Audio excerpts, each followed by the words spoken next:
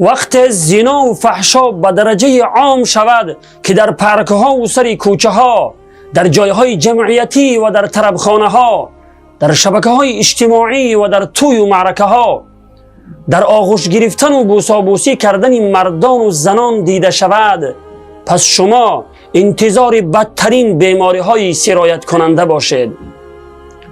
بیماری هایی که از این ویروس کووید 19 هم بدتر است. گمان نکنید که الله مقتدر این همه کارهای فحش و بی‌حیایی را بی جزا میماند.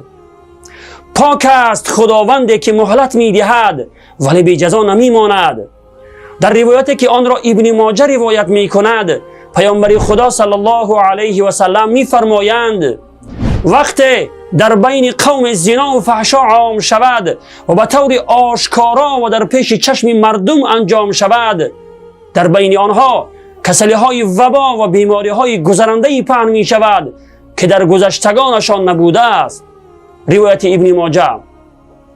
جوانان عزیز، همین ویروس کووید 19 که جان هزاران انسان را گرفت، آیا برای شما عبرت نشد؟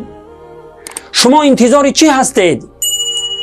از آسمان بر سر شما سنگ ببارد بعد از آن توبه میکنید؟ این چه مصیبتی است که زنان شوهردار و دختران درون خانه هم به زنا کردن جرأت کرده اند. در پخش مستقیم برآمده برای همدیگر سخنان فحش میگویند و مینویسند و خود را برای همدیگر برهنه و لوچ کرده نشان میدهند. العیاذ بالله.